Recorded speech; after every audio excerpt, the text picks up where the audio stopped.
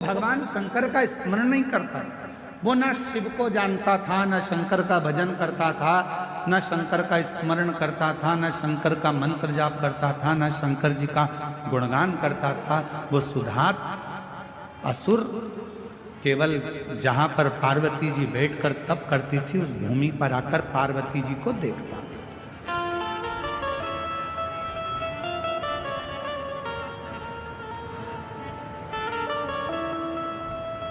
माँ जगत जननी अपनी बाल्यावस्था में शिव भक्ति में लगी, भगवान शंकर की अविरल भक्ति धारण कर रहे हैं।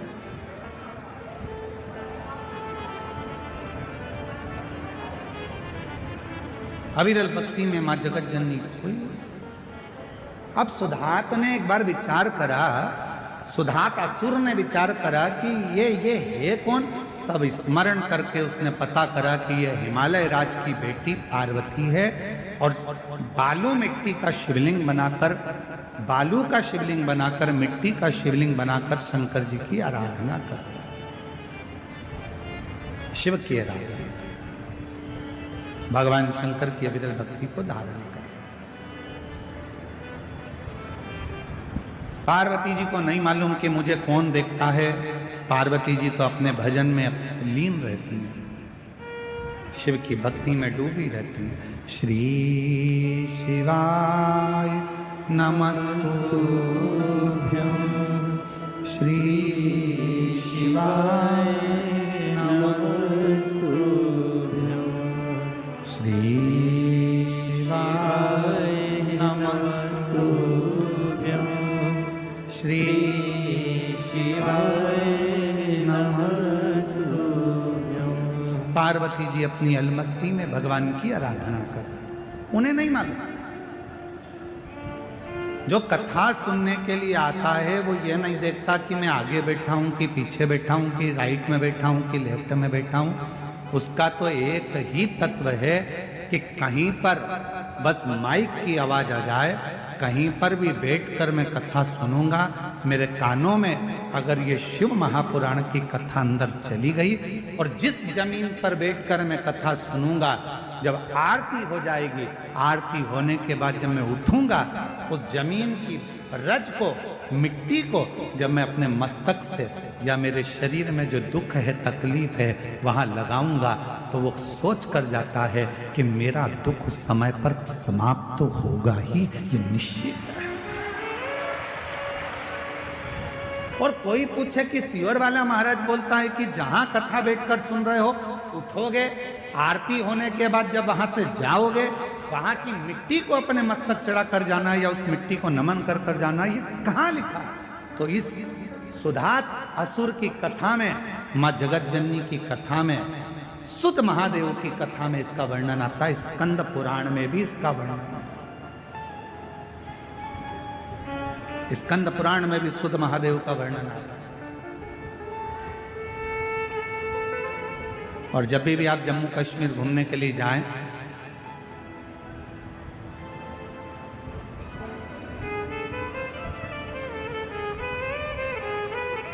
तो सुध महादेव का दर्शन करने जरूर जाएं। जम्मू से 130 किलोमीटर की दूरी सुध महादेव।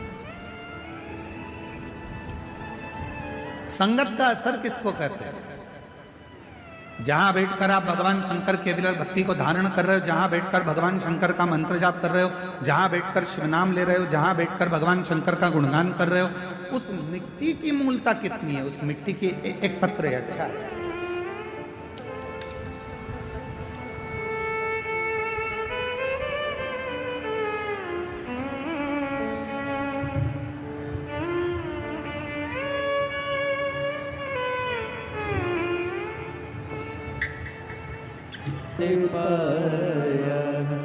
नहीं खालियों से लौटाया वो मन ही मन हर्षाया, और कर दिया माला काशी वाले ने, लुटा दिया भंडार काशी वाले। जिस भावना से जो इच्छा रख कर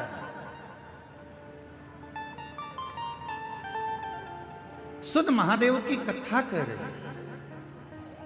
सत्संग, अच्छी संगति, बुरी संगति का असर कैसे होता है, संगत का असर कैसे होता है, ये महादेव की कथा बताती है। पार्वती जी बैठकर भगवान शिव की आराधना करती हैं, साधना करती हैं। और मां पार्वती जी जब भगवान देवाधिदेव महादेव की आराधना साधना कर कर उठ जाती हैं। आज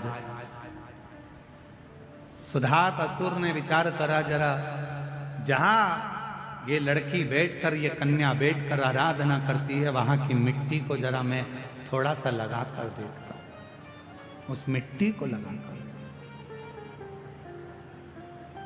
कितना फल है मिट्टी का, जरा ध्यान दीजिएगा। जरा जहां बैठकर आप कथा सुन रहे हो, 7 दिन शिव महापुराण की कथा जहां चल रही है, उस भूमि का, उस मिट्टी का कितना प्रभाव, कितना फल उसमें, जरा विचार। सुधात असुर जहां पार्वती जी बैठकर भगवान शिव की आराधना कर रही थी, वहीं पर उस मां पार्वती जी के उठने के बाद वहां की मिट्टी को सुधात असुर ने अपने तन पर लगाया, अपने तन पर। और जैसे ही सुधात असुर ने अपने तन पर लगाया, उसको कुछ परिवर्तन सा लगा। उसके जीवन में उसको परिवर्तन सा लगा।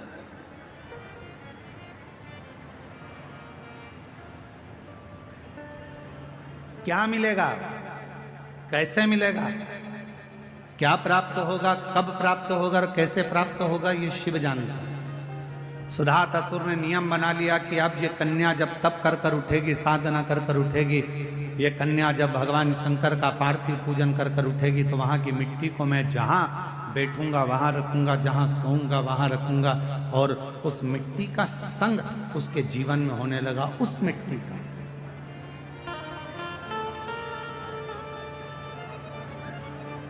वो मिट्टी उसके संगति को बदलने लगी। संगत का असर किसको कहते हैं? एक लोटा जल जिसके घर से निकल कर जाता है शिवालय तक, आपके घर के नजदीक में जो शंकर जी का मंदिर है, आपके घर के नजदीक में जो शंकर का शिवालय है, आपके घर के नजदीक में जो शंकर का मंदिर है, देवाधिदेव महादेव का मंदिर है, अपने घर का जल शंकर के मंदिर में ले जाकर चढ़ाओ, अपने घर का जल शिव के मंदिर में ले जाकर चढ़ाओ। पहले आप लोग मंदिर का जल उठाकर मंदिर में चढ़ाते थे, पर अब दुनिया के लोगों को मालूम पड़ गया कि अपने घर की दशा यदि महादेव को बताना है, तो जैसे सुदामा चावल लेकर कृष्ण जी के पास गए थे, उसी तरह आप भी अपने घर का जल लेकर शंकर जी के पास जाओगे, तो वो जल से तुम्हारा कल जरूर बदलेगा। बोल बम का नारा है, सारी समस्या का हल श्री शिवाय। तो वो जल तुम्हारा कल जरूर बदलेगा। आप अपने नजदीक के शिवालय तक, शंकर के मंदिर तक, भगवान शंकर की चौखट तक जब एक लोटा जल चढ़ाने के लिए जाओगे, शंकर के मंदिर में अपने घर का जल लेकर जाओगे, वो जल जो तुम्हारे घर में रखा हुआ है, वो जल शिव महापुराण की कथा कहती है। जब हम मंदिर में जाते हैं तो पंडित जी से कहते हैं, पंडित जी चरणामत दे दीजिए। चरणामत क्यों मांगते हैं? क्योंकि मंदिर का जो जल है, आरती, पूजन, अर्चन, भजन, कीर्तन का तरंग उस जल में चली जाती है। वो जल जब हमारे अंदर जाता है तो हमें अविरल भक्ति प्रदान करता है, एक अलग से शक्ति प्रदान करता है। इसलिए हम पंडित जी से कहते हैं, पंडित जी जल दे दीजिए, चरणामृत दे दीजिए। पंडित जी जल देते हैं, हम उस चरणामृत को पीते हैं, वो जल हमें प्राप्त होता है, हम चरणामृत पीते हैं। आखिर लोग पूछते हैं, महाराज जी एक लोटा जल सारी समस्या का हल, ये कैसे हो सकता है? उसका एक कारण है, मंदिर में रखे हुए जल को जब ब्राह्मण देवता पंडित जी हमारे हाथ में चरणामत जान कर देते हैं, उस जल को हम पीते हैं तो हमारी अकाल मृत्यु जैसे टलती है, अकाल मृत्यु का हरण हो जाता है। उसी तरह जब हमारे घर में मटके में, हंडे में, पानी की टंकी में जो पानी भरा रहता है, जल भरा रहता है, और हम एक लोटा जल उसमें से भर कर लेकर जाते हैं, तो दिन भर हमारे घर में जो चर्चा होती है, दिन भर हमारे घर में जो तकलीफें होती है, दिन भर हमारे भीतर जो दुख तकलीफ होती है, हमारे मन की बात हमारे घर के पानी के हंडे में, तरंगों में चली जाती है। और जब हम लोटा भरकर जल शिव को चढ़ाते हैं तो शंकर जी हमारे उस जल से समझ जाते हैं कि इसको तकलीफ कितनी है, और बाबा दुख मिटाना प्रारंभ कर देते हैं। बाबा कष्ट मिटाना प्रारंभ कर देते हैं। इसको दुख कितना है, तकलीफ कितनी है, कष्ट कितना।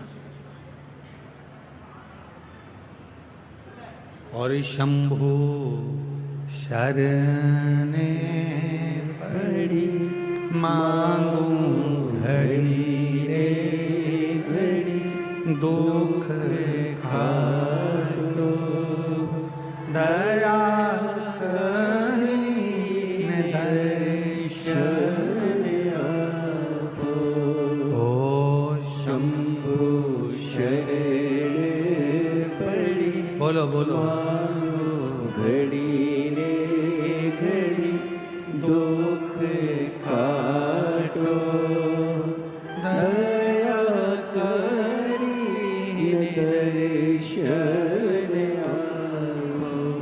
कई लोग पूछते हैं एक लोटा जल सारी समस्या का हल, एक लोटे जल से समस्या कैसे मिट सकती है, एक लोटे जल से दुख कैसे मिट सकता है, एक लोटे जल से तकलीफ कैसे मिट सकती है। हम निवेदन करेंगे, एक लोटा जल चढ़ा कर देखिए।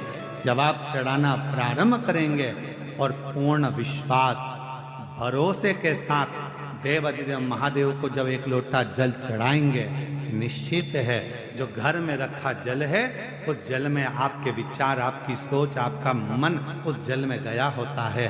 क्या घर में चल रहा है, वो जल में तरंगे पड़ी होती हैं, और वो जल जब शिव जी को चढ़ता है तो मेरा बाबा आपके धीरे धीरे दुख हरना प्रारंभ कर देता है, तकलीफ हरना प्रारंभ कर देता है, दुख हरता है।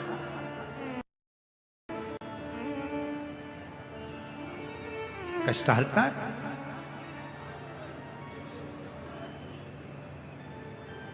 सुधात नाम का असुर, जहां पार्वती जी, जहां मां जगत जननी जगदम्बा अम्बा मां पार्वती जी जहां बैठकर तप करती थी, वहां की मिट्टी को वो अपने तन पर धारण कर,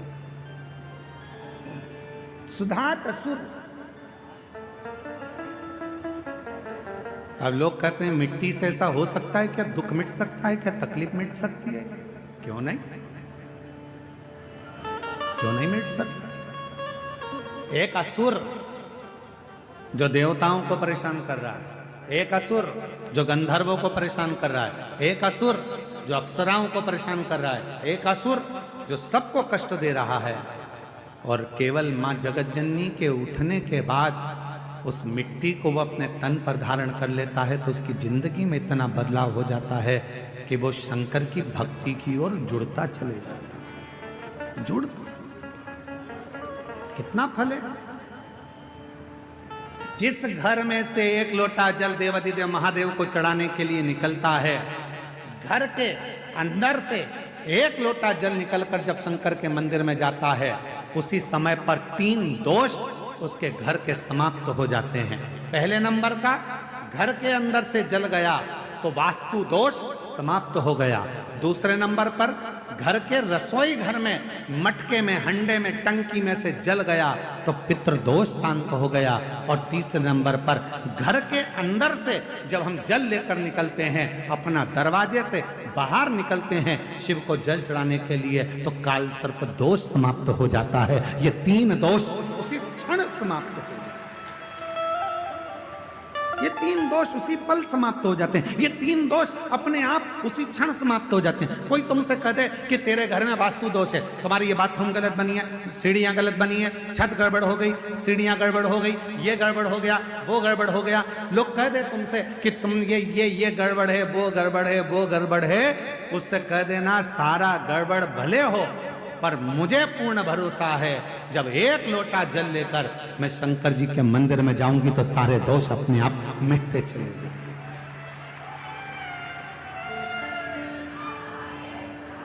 ये सारे दुख मेरे समाप्त होंगे, तकलीफें समाप्त होगी, कष्ट मिटेगा।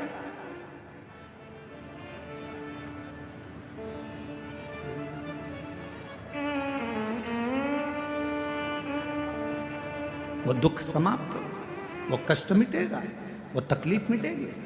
जब हम जाएंगे भगवान की शरणागति में, शिव के चरणों की ओर, भगवान शंकर की आ जाओ शरणागति की ओर, तो वो दुख मिटेगा। भगवान शंकर उस कष्ट को मिटाएंगे।